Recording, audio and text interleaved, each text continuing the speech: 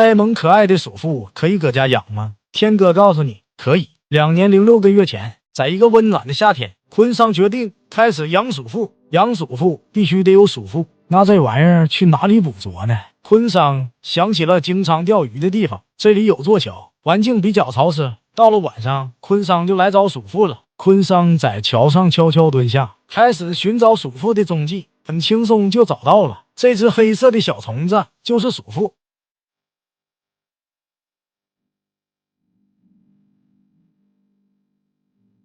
有的野外的西瓜虫会变成蓝色，那是因为它感染了红彩病毒才会变色。之所以会变成蓝色，是因为鼠妇体内积累的病毒结晶只能反射蓝光。这里就有一只蓝色的，看起来很好看，这说明它感染了病毒。虽然变漂亮，不过会被鸟或者天敌盯上，生活在危险之中。抓了半天，抓了不少蓝色的鼠妇。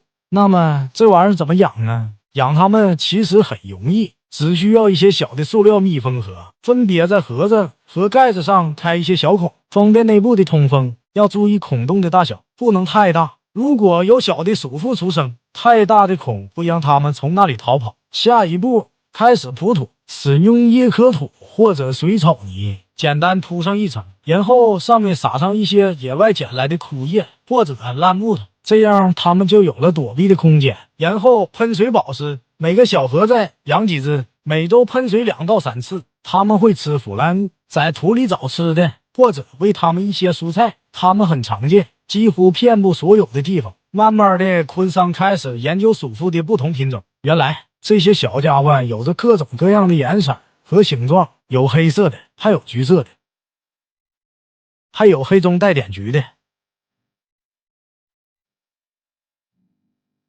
还有内部黑外部白的，就叫它们小黑吧。其中昆桑最喜欢的是这种鸭仔鼠妇，头和小屁屁是黄色的，从正面看，小脸像只翘着嘴巴的小黄鸭，非常可爱。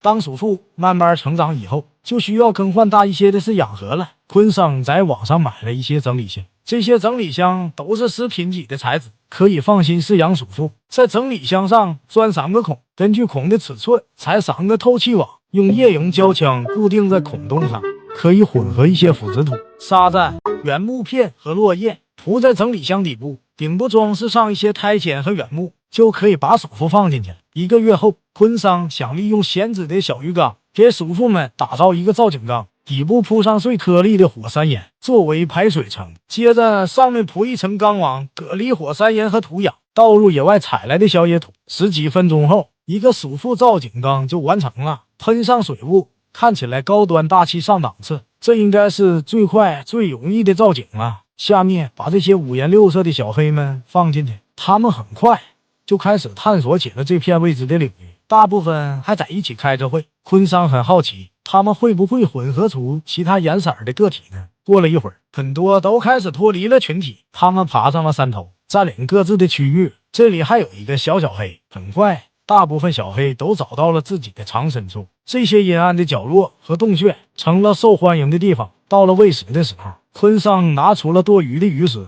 扔在里面，等待小黑出来吃饭。很快，小黑们就被鱼食的香味吸引了出来。看着他们吃东西可爱的样子，昆桑太想捏扁他们了。当然不是真的捏扁，只是捏一下他那个可爱的外星人脸。在观察他们吃饭的时候，昆桑注意到了他们身体内部也随着吃东西在动来动去，那就是他们的内脏嘛。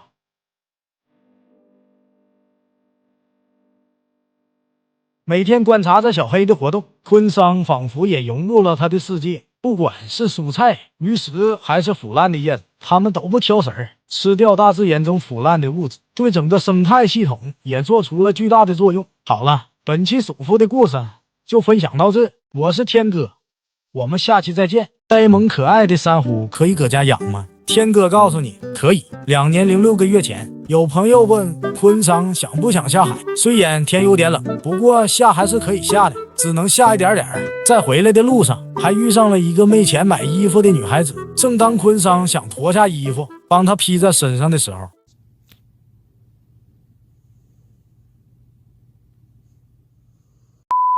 原来朋友说的下海不是这个下海，而是开一个海水缸。虽然工资一直没有涨，努力工作了10年的昆桑开个小海缸还是没问题。开缸过程无非就是买。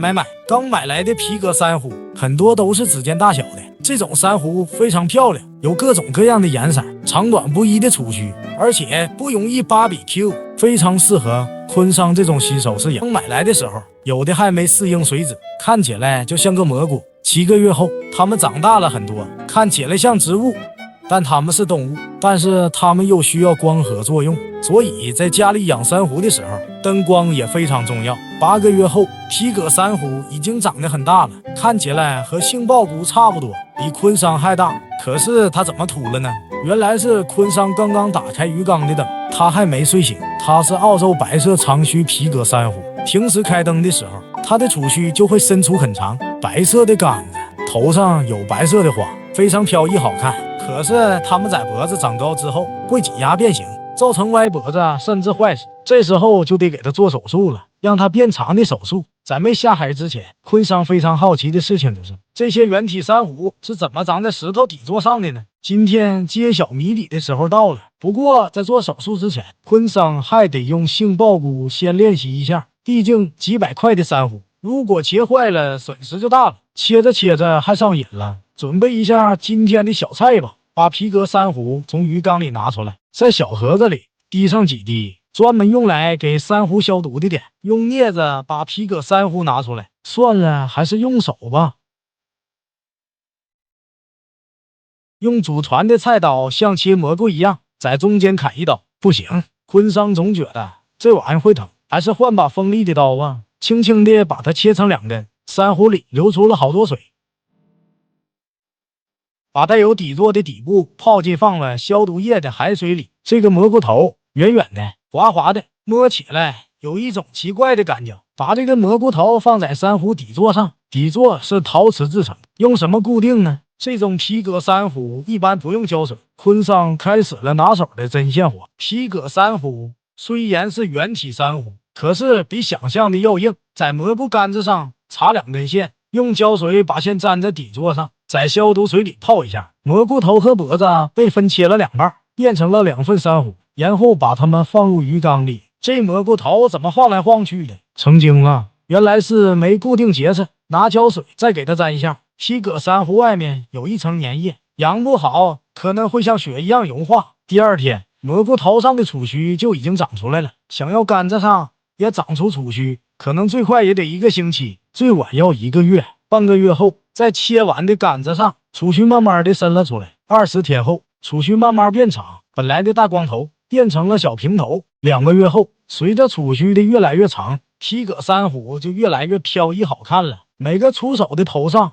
都开着花，像满天星一样。蘑菇头和杆子都在茁壮成长。1年半后，切完的皮革珊瑚长得比原来还大了，上面还住了只小尼莫。尼莫和海葵是共生关系，他有时候也会看心情翻牌子。这只小尼莫就看上了皮革珊瑚，感觉睡在这张床上也挺舒服。2年后，皮革珊瑚长得非常大了，在鱼缸里像草坪一样狂野生长。有的原体珊瑚会分裂繁殖，当它固定在某个地方时，时间长了就会长成一片同样的珊瑚。2年零2个月后，皮革珊瑚长得太多了，昆桑很头疼。皮革珊瑚不需要太强的光照和水流，所以反过来，如果增加光照和水流的强度，会不会就能抑制皮革珊瑚的生长呢？养珊瑚是为了和海水鱼搭配在一起好看，但是当把灯关掉的时候，皮革珊瑚就剩下光秃秃的一个蘑菇头。小尼莫也没有了棉被，但是他选择了这个蘑菇头，就不会随便搬到隔壁的珊瑚上去睡，这还挺神奇的。1个月后，这是怎么回事？整个缸壁上长满了藻。原来昆桑把光照强度增加后，珊瑚生长得很好了，但是同样藻类也生长得很好，那就得派出啃藻小能手海猪了。听说猪创树，见过猪下海吗？海猪不是猪，而是一种海兔，灰不拉几的，就叫它小黑吧。虽然长得丑，但是干活勤快。一只海猪可以顶上很多只食藻螺的啃藻能力，把它放到缸里就开始干活了，大口大口的啃着藻。要说最快的清除藻类，还得是刮藻刀。海水缸之所以这么有意思，因为它的物种多样性，小丑鱼、海星，还有各种各样的珊瑚。那么问题来了，你学会切割珊瑚了吗？好了，本期珊瑚的故事就分享到这，我是天哥，我们下期再见。